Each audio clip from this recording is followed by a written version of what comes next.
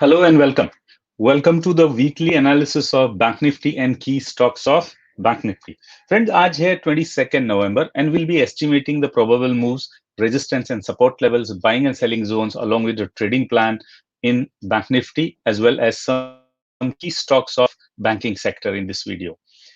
Well, if you are new to our YouTube channel friends, do subscribe this channel and also press the bell icon such that whenever we upload any new video, you get notification on it.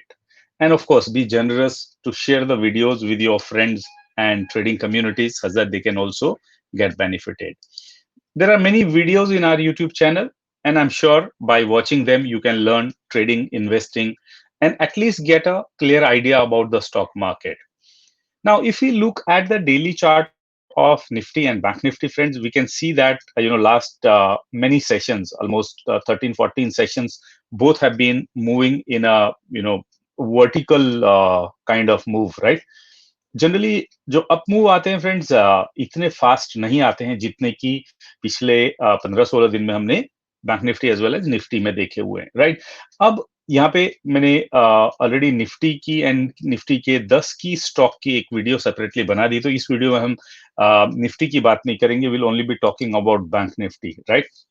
So if you look at the Bank Nifty chart, you can see that Bank Nifty is slightly tired now at higher level. Although Bank Nifty, unlike Nifty, hasn't touched the all-time high of 32,600 yet, but it is likely moving towards that. But of course, it cannot continue, vertical rise. It will have to take a rest. It has to consolidate and correct before it takes further up move, and that's what is happening at this level, right?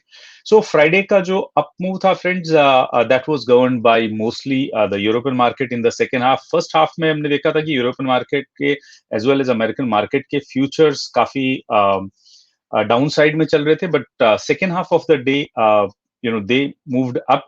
That's what gave a cue to our market as well, and Nifty as well as Bank Nifty both had gained a good amount of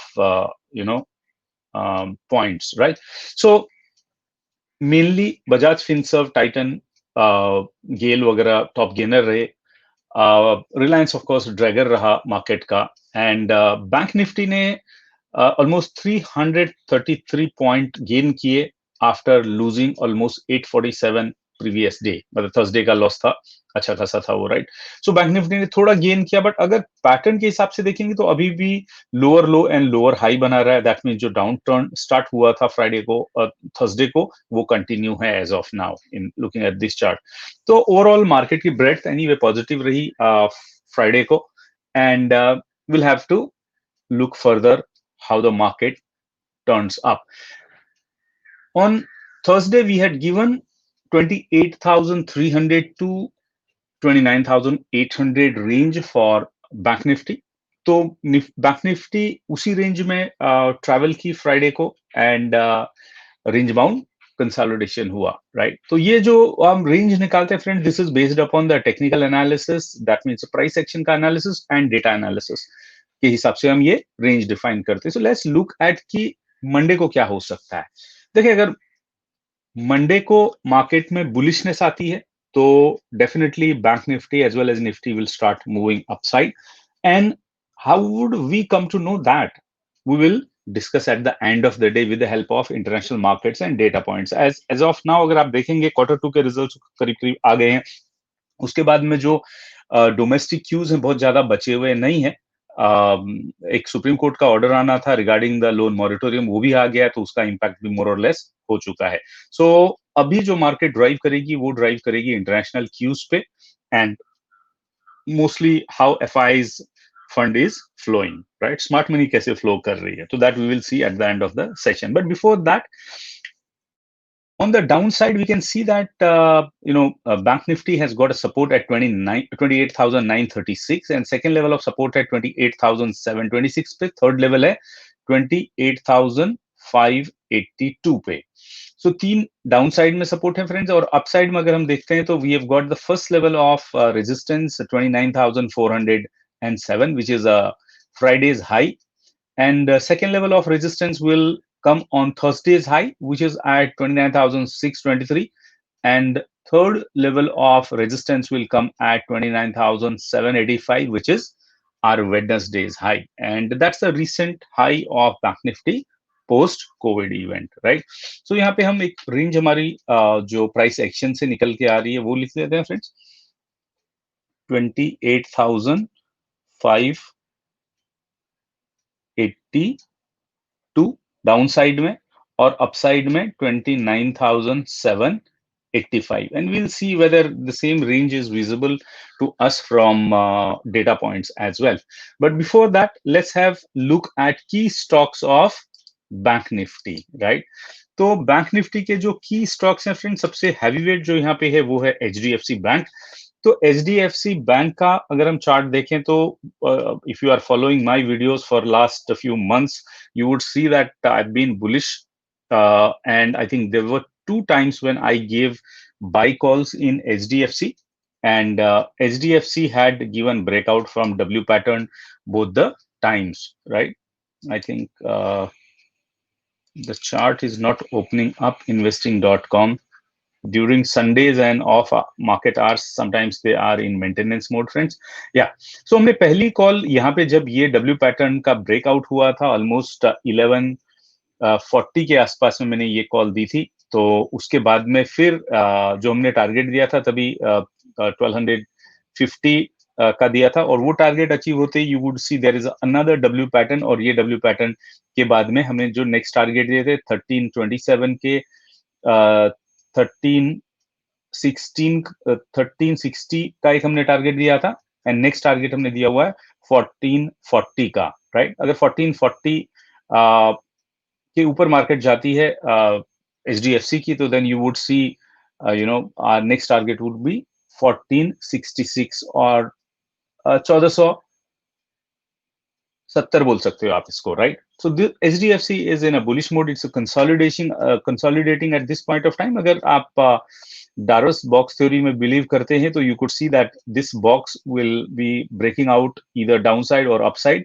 But looking at the Bank Nifty as of now, I think Bank Nifty might have around 1,500 points upside, and definitely it cannot go alone. It has to go with the help of its constituents. So HDFC में I still see a bullishness. Next bank is ICICI friends, and ICICI में भी हमारी running commentary काफी time से चल रही है. ये एक हेड एंड शोल्डर बना था, इन्वर्टेड हेड एंड शोल्डर जो ब्रेकआउट हुआ था, and we been bullish on ICICI from the time of 340. ये 340 के बाद में when it made a market structure low, we've been bullish on it, and made a very good profits in ICICI Bank. हमारा target था 485 का पहले जो achieve हो गया. अब ये लेवल पे कंसोलिडेट हो रहा है. तो नेक्स्ट टारगेट हमारा 505 का है फ्रेंड्स. 505 टूटने के बाद 550 is next target. That will be pre-COVID level, right? 550 is a pre-COVID level, and I think before Bank Nifty takes a deep correction, 550 should be achievable for ICICI Bank. However, अगर आपको ICICI Bank में entry लेनी है तो 465 और 450 could be good level of entry. In case if retraces downside, then those could be very good and lucrative entry points in ICICI. I'm still bullish about ICICI. Now, when I'm having a discussion on these stocks, friends, it is only for educational purpose. Please talk to your financial advisor who can help you to take decision.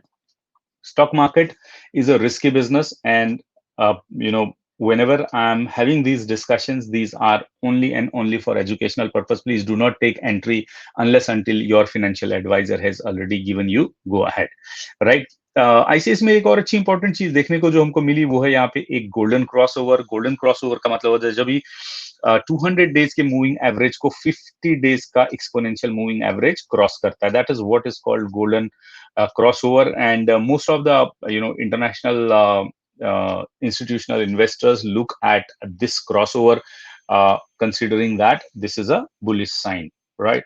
Third bank we consider is Axis Bank in our weekly analysis, and Axis Bank yet again bullish candidate at this point of time. Axis bank में भी एक inverted head and shoulder हमने देखा था, and that also I had shared on our YouTube channel on our weekly analysis. If you go back and see your old videos, you can refer to it. Again, I think this is the time when investing.com is just in a maintenance mode, so the charts are not opening. Let me see if I can open SBI chart. No, even the SBI chart is not opening, friend. So we'll have to cut it here. Yeah. So now that means even Axis Bank should be opening up, right? My apologies for this is odd hour, right? It's a 12 o'clock noon time, and I think this server is under maintenance. ठीक है, SBI का chart खुला है तो SBI के chart को ले लेते हैं फ्रेंड। या सो SBI में भी हमने एक इन्वर्टेड हेड एंड शोल्डर देखा था, एंड हमारा टारगेट था 240 का, तो 240 का टारगेट तो अचीव हो गया। अभी उसके बाद में अगर आप देखें तो एक ये काफी लंबे टाइम का ब्रेकआउट SBI ने 231 पे जो इसका बहुत स्ट्रॉन्ग रेजिस्टेंस लेवल था वो तोड़ा है, and now it is getting a good support at this level, and you can see that even on the correction last 2 days के जो यहाँ पे करेक्शन हुए हैं या कंसोलिडेशन हुआ, उसमें ये नाउ 240 के लेवल पे सपोर्ट ले रहा है, right. And I am still bullish about SBI, and SBI में हमारा नेक्स्ट टारगेट है 266 का फ्रेंड, एंड उसके बाद में 300 का नेक्स्ट टारगेट है। थर्ड टारगेट हमारा 330। Of course state Bank of India थोड़ा स्लो मोशन में चलता है, तो you would not be surprised to see that it might take 6 months plus to reach at 330, but definitely State Bank of India is in a bullish mode right now. Now also a lot will depend upon how the Q3 results are going to be for banks, right? Q2 के results अच्छे थे friends. One of the reason why, because Supreme Court ने जो loan moratorium पे एक decision दिया था कि banks can not declare NPAs certain accounts which were having issues during the COVID time. तो अब वो मोरेटोरियम का पीरियड हट गया है, तो Q3 में वो एनपीएस दिखाने पड़ेंगे, राइट। तो अगर एनपीएस बढ़ते हैं तो बैंक में आपको एक गिरावट फिर देखने को मिल सकती। तो state bank otherwise will be in up move. Almost सारे के सारे बैंक अप मूव में ही जाएंगे एज लॉन्ग एज उनके रिजल्ट्स अच्छे हों। तो लेट्स सी कि वो अभी अगले क्वार्टर में एनपीएस कैसे आते हैं, राइट। नाउ एक्सिस बैंक का चार्ट अभी भी नहीं खुल रहा friends, so let's look at Kotak bank. So Kotak bank again is corporate governance का बहुत अच्छा एग्जाम्पल है हमारा कोटक बैंक। तो कोटक बैंक भी चार्ट नहीं खुल रहा friends. let me open RBL chart, whether I'm able to open RBL bank का चार्ट खुलता है क्या? या RBL बैंक का चार्ट खुलता है यहाँ पे, एंड RBL बैंक में अगर देखेंगे वापस एक कंसोलिडेशन हो रहा है। एक अच्छी चीज हुई कि 218 का जो एक लॉन्ग टर्म का रेजिस्टेंस लेवल था फ्रेंड्स, वो यहाँ पे टूट गया है, और उसके बाद में मार्केट उसके ऊपर कंसोलिडेट हुई, बट जो थर्सडे एंड फ्राइडे का करेक्टिव मूव था वो इसको थोड़ा वीक बना दिया, राइट। उसने इसको थोड़ा वीक बना दिया। अभी देखेंगे अगर आरबीएल तो 200 डेज के एक्सपोनेंशियल मूविंग एवरेज के ऊपर है as of now. So as long as it is holding 206 205 you can be bullish on this, right? But at this point of time volumes आप अगर यहाँ पे देखेंगे तो वॉल्यूम्स एवरेज वॉल्यूम से कम है सेलिंग के, तो बाइंग के वॉल्यूम एवरेज वॉल्यूम के ऊपर होने चाहिए अगर स्टॉक को कंसिस्टेंटली ऊपर जाना है तो। So maybe it is just correcting like other banks, and as soon as Bank Nifty starts making up move, this will also start its own up move, right? तो नेक्स्ट बैंक इंडसइंड बैंक देख लेते हैं friends. IndusInd bank में हमने 3 target दिए थे, इसमें भी एक इन्वर्टेड हेड एंड शोल्डर का पैटर्न हमको देखने को मिला था, और इसके ऑलमोस्ट सारे टारगेट हमारे कंप्लीट हो गए। तो ये एक inverted again it's gone in a maintenance mode suddenly. या इंडसइंड बैंक का चार्ट फिर से लगाते हैं friends, I hope it loads this time. So ये इन्वर्टेड हेड एंड शोल्डर का हमारा जो टारगेट था फ्रेंड्स, वो पहले 705 का एक टारगेट था, ये छोटे वाले, इनफैक्ट इस हेड के अंदर भी एक इन्वर्टेड हेड एंड शोल्डर था शॉर्ट टाइम फ्रेम में, शॉर्टर टाइम फ्रेम में 120 मिनट, मतलब 2 आवरली चार्ट में देखेंगे तो उसके बाद में एक बड़ा इन्वर्टेड हेड एंड शोल्डर था। तो एक टारगेट हमारा जो था वो 705 का था, वो अचीव हुआ। फिर उसके बाद में अभी नेक्स्ट टारगेट हमारा 750 का था, that also got achieved. Then हमारा थर्ड टारगेट था 805 का, that got achieved. Next target हमारा था 852 का, that has also got achieved here. So we saw a very good up move. उसके बाद में यहाँ पे करेक्शन भी हो चुका है, बट अगेन ये करेक्शन के ही मोड में, कंसोलिडेशन के फेज में है। कंसोलिडेशन के फेज में generally you know any asset class gets strength to make up move or if it wants to reverse. Now 200 दिन के मूविंग एवरेज के ऊपर चला गया फ्रेंड्स ये, और let me see whether it has also got a golden crossover. इसमें हमारे पास में 100 डेज का मूविंग एवरेज लगा हुआ है, इसको अगर हम 50 डेज का मूविंग एवरेज लगाते हैं तो देन वी सी दैट यहाँ पे अभी भी गोल्डन क्रॉसओवर नहीं हुआ है, राइट। 50 डेज का मूविंग एवरेज अभी भी 200 डेज के एक्सपोनेंशियल मूविंग एवरेज से नीचे है। सो मे बी अपकमिंग टाइम में जैसे ही ये प्राइस ऊपर जाएगी तो ये गोल्डन क्रॉसओवर भी यहाँ कहीं 750 760 के आसपास में होने की उम्मीद है। ना अगर हम ओवरऑल लॉन्ग टर्म इसका चार्ट देखें फ्रेंड्स, तो समवेयर अराउंड 1600 का हाई इसने बनाया हुआ था पहले, 15 या ऑलमोस्ट 1600 के आसपास में। It has come down a lot, right. तो इसके पास में काफी अपसाइड जर्नी के लिए स्कोप काफी है। However, what I'm doing at this point of time is only technical studies, friends, and technical analysis का एक चैलेंज क्या आता है, अगर फंडामेंटल्स किसी कंपनी के बिगड़ेंगे तो वो जिस हिसाब से टेक्निकल एनालिसिस ऊपर जाने की बात करती है मार्केट के, उस हिसाब से मार्केट ऊपर नहीं जाती है। So you must be ensuring first, जो भी आप स्टॉक में पोजीशन ले रहे हैं वो फंडामेंटली स्ट्रांग हो, मतलब उनका बिजनेस स्ट्रांग हो, उनके नंबर्स स्ट्रांग हो, उनकी ईपीएस में स्ट्रांग ग्रोथ हो, प्रॉफिटेबिलिटी में स्ट्रांग ग्रोथ हो, एंड सेल्स में स्ट्रांग ग्रोथ हो रही हो। And next bank we'll look at is a Federal Bank, friends. Federal Bank is a little conservative bank, and we had seen inverted head and shoulder यहाँ उसका भी breakout हुआ था, but वो ब्रेकआउट सस्टेन नहीं हुआ। एंड उसके बाद में फेडरल बैंक ऑलमोस्ट 50 के पॉइंट पे आया था। फेडरल बैंक में मैंने बाइंग की एडवाइस आई थिंक 47 48 से दी हुई थी, विद अ टारगेट ऑफ 58, जो कि अभी अचीव हो गया है। उसके बाद हमारा नेक्स्ट टारगेट था 62 का, मोर और लेस 62 के आसपास में आके ये वापस से करेक्ट कर रहा है। Now if you look at this, इसने फ्राइडे को बुलिश पियर्सिंग बनाया है, and eight the same time it has you know taken a support from its accumulation zone. So I'm bullish about Federal Bank for the next target of somewhere around 60, no 72 का I think इसका next target था। Let me 79 68 का हमारा पहला target है, second target है 79 का friends in Federal Bank. But Federal Bank का मूवमेंट काफी स्लो होता है, like State Bank of India, so you need to be careful with that, right.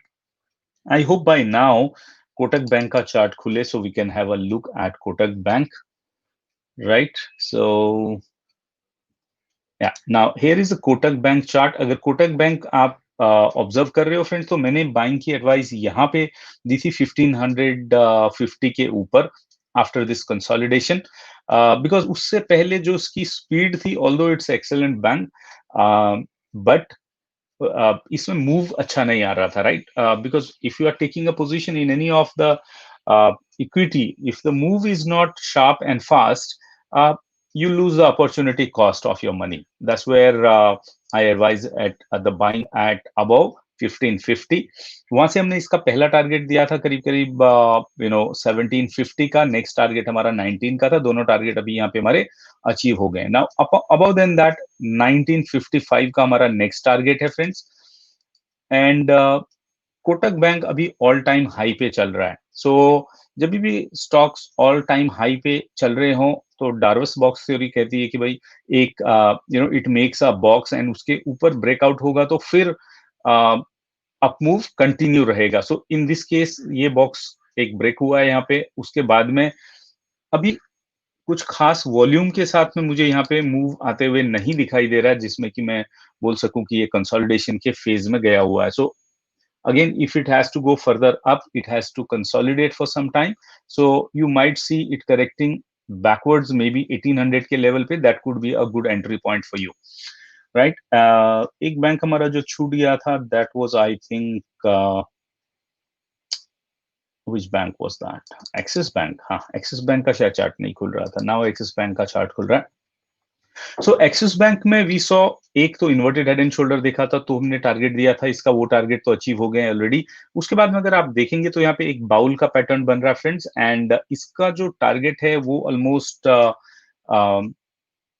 675 का है. ये पैटर्न का टारगेट है 675, and as of now it is again moving in a Darvas box, right? तो आपकी बाइंग के लिए अगर आप देखें ये लेवल जो कि 38% की रिट्रेसमेंट लेवल है, करीब करीब 579 के आसपास में. 579 से 590 के बीच में अगर बाई करने को मिलता है तो this could be good opportunity. But at the same time अगर ये लेवल तोड़ के नीचे जाता है तो you might see the correction to the 550 level. तो if you can hold it for long, it could be a good opportunity. Again it has gone down from the level 560 570 के लेवल से ये नीचे आया है, तो there is a good scope for Axis Bank also to move upside, right? तो ये हमारे 8 बैंक थे फ्रेंड जो हम हर वीक में एनालाइज करते हैं, and we see how our analysis has been and उसके रिजल्ट्स क्या हैं. So as of now we seen that our analysis in banking sector has been going accurately. So again, mostly we look at the data and technical analysis together, and then we estimate the next moves, right? Now let's look at अच्छा, international market के लिए मैंने already Nifty and की stocks of Nifty की video release कर दी है, तो I will not be discussing दो 6-7 charts of Dow Jones, Nasdaq, S&P 500, you know, DAX और FTSE. जनरली मैं वो 5 चार्ट एनालाइज करता हूं, तो आप वो वीडियो में ये चीज देख लें. But those are also in corrective mode right now, तो कंसोलिडेशन एंड करेक्शन वहां पे भी है. As of now IT companies में या टेक कंपनीज में प्रॉफिट बुकिंग का सिनेरियो चालू है, तो वही चीज हमको हमारे मार्केट में भी देखने को मिल रही है, राइट? नाउ अगर हम ऑप्शन चेन की बात करें डेटा पॉइंट्स के पर्सपेक्टिव से, तो वी आर लुकिंग एट 26 नवंबर को एक्सपायरी होने वाली बैंक निफ्टी की ऑप्शन चेन. एंड क्योंकि बैंक निफ्टी क्लोज हुई है 29,236 पे, तो 29,200 को हम एट द मनी मानेंगे और उसके आसपास में देखेंगे कि बुल्स और बियर्स ने यहाँ पे क्या पोजीशन बनाई हुई है, राइट? सो 29,200 के लेवल पे friends you can see that not much of put writing has happen. In fact अगर देखेंगे तो 29,000 के लेवल पे फ्राइडे को पुट की अनवाइंडिंग हुई है, 34,000 पुट अनवाइंड हुए, लेकिन ओवरऑल ओपन इंटरेस्ट यहाँ पे 5 लाख का बना हुआ है, which is fairly strong support level. अगर ये लेवल टूटता है तो इन दैट केस देन हमारा नेक्स्ट लेवल है 28,500 का. इन बिटवीन 1 लाख कॉन्ट्रैक्ट्स हैं यहाँ पे, जो कि कुछ खास बड़ा अमाउंट नहीं होता है बैंक निफ्टी में, you know. So who rights the puts? The bulls write the puts and bears write the calls. Generally जो ऑप्शन चेन का डेटा होता है, that is the data of the option sellers. Of course इसमें buyer है, एक contract बनने के लिए एक बायर एंड एक सेलर होना चाहिए है, but it is said that because the seller is taking a bigger risk, so this data is created by sellers. Now if we look at on the call side, तो bears ने किस type की position बनाई, let's look at it. So even 29,200 पे there is more than 1.6 lakh contracts, जो कि आपको यहाँ पे इन पुट्स में भी नहीं दिखाई दे रहा है, राइट? लोअर पुट्स में नहीं दिखाई दे रहा है. सो 29,300 पे you can see that there is a fair amount of call writing has happened. Overall 2 lakh का ओपन इंटरेस्ट है, so this will work as a resistance. उसके ऊपर 29,500 पे almost 8.95 lakhs contracts फ्रेश 3,82,000 है, एंड 8.95 lakh कॉन्ट्रैक्ट यहाँ पे, तो this will work as a very strong resistance level. We can say that possibly Monday के लिए ये 29,500 एक स्ट्रॉन्ग रेजिस्टेंस साबित होगा. अबव देन दैट अगर आप देखेंगे तो फिर नेक्स्ट लेवल है 30,000 का, राइट? एंड इन बिटवीन यहाँ पे भी कुछ कॉल राइटिंग खास नजर नहीं हुई है, खास नजर नहीं आ रही है। हालांकि मैक्सिमम ओपन इंटरेस्ट हमारा 29,500 पे है, राइट। और इस साइड में मैक्सिमम ओपन इंटरेस्ट हमारा 28,500 में है। So these could be our levels. Now it seems from here जो हमारा प्राइस एक्शन का मूव था वर्सेस डेटा का मूव, उसमें बहुत ज्यादा सिंक नहीं है। हालांकि बहुत ज्यादा डिफरेंस भी नहीं है, 300 पॉइंट का डिफरेंस मुझे दिखाई दे रहा है। इस ऑप्शन चेन का पीसीआर है फ्रेंड्स करीब करीब 1.19। तो 1.19 is mildly bullish bias, right. And हमने फ्राइडे के लिए जो पीसीआर देखा था थर्सडे की वीडियो में, that was 1.08, that was a neutral bias. Now let's look at chart again here and अगर हम बैंक निफ्टी के चार्ट को वापस से खोलें तो again this is giving me some trouble friends. Okay, so bank Nifty के चार्ट को वापस से एक बार खोलते हैं and then we will see कि whether the price range is correct और नॉट नाउ, राइट। तो हमने बात की थी यहाँ पे 12,000, sorry this is a Nifty, let me open bank Nifty. अच्छा, बैंक निफ्टी का चार्ट निकल गया है यहाँ से। Late me open a chart of bank Nifty friends.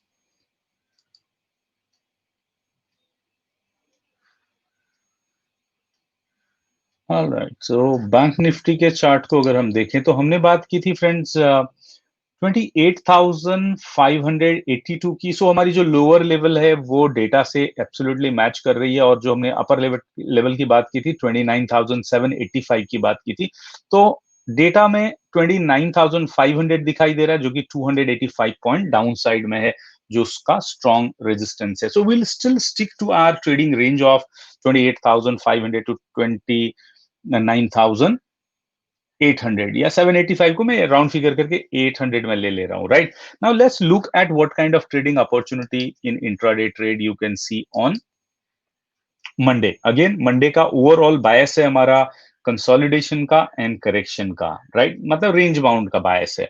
सो अगर फ्रेंड्स आपको मार्केट 29,407 के ऊपर जाते हुए दिखे, आपका जो ओपनिंग रेंज कैंडल होता है वो अपसाइड में ब्रेक होता है एंड मार्केट उधर 25-30 मिनट सस्टेन करती है, तो then you can take a long trade for 29,625, जहां पे कि आपको ऑलमोस्ट एक 200 पॉइंट का अप मूव मिल सकता है बैंक निफ्टी में। 29,625 पे प्रॉफिट बुकिंग होगी, वापस से रिट्रेसमेंट होएगा, तो you can book all profit here, और एटलीस्ट मेजोरिटी ऑफ प्रॉफिट। अगर आपने 10 लॉट लिए हैं तो आप 6 लॉट में यहाँ पे प्रॉफिट बुक कर सकते हैं। 4 लॉट को आप अगर आपको यहाँ पे कंटिन्यूएशन पैटर्न वगैरह दिखाई दे रहा है 29,785 के लिए, आप उनको कंटिन्यू कर सकते हैं एंड उन लॉट्स को 29,785 पे बुक कर ले profit, right.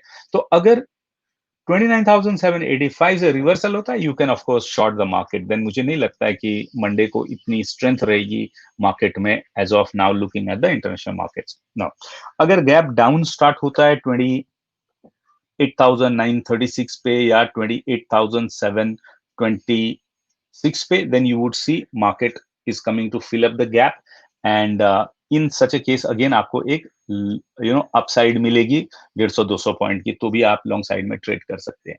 However, if market goes below, let's say अगर मार्केट 28,936 से 29,40 के 407 में रहता तो शायद ये रेंज में वोलेटाइल हो सकता है मार्केट और रेंज बाउंड हो सकता है, तो I would avoid this range, right. However अगर 28,936 के नीचे मार्केट जाती है with a bearish bias and your trading strategy is giving you you know bearish move, confirmation दे रही है आपको ट्रेड का, तो definitely you should take a short trade and your target would be 200 point downside 28,728 के लिए। Market में at this point of time wild और बड़े मूव में एक्सपेक्ट नहीं कर रहा हूं, क्योंकि during the consolidation phase market का एटीआर रिड्यूस हो जाता है, right. And this is a small move of 150-200 point we could be worthwhile for intraday traders. Right. So this way you can trade Bank Nifty on a intraday trade. And of course, you should be careful with stop losses and trailing stop losses. अगर आपका profit आ रहा है तो उसको trailing stop loss लगा के lock कर लें. Right, time to time book करते रहें profit. Keep an eye on Dow Jones future and USD INR and India VIX के chart को देखें. India VIX as of now 19 के आसपास में चल रहा, which is sign for the comfortable market, right? तो bulls के लिए comfortable situation होती है वो. All right, I hope with this analysis, friends, you are able to trade the market confidently and profitably.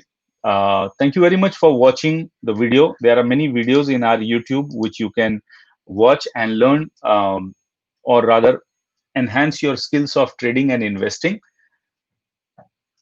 Do subscribe to this channel and don't forget to press the bell icon such that whenever we upload any video, you get a notification on it.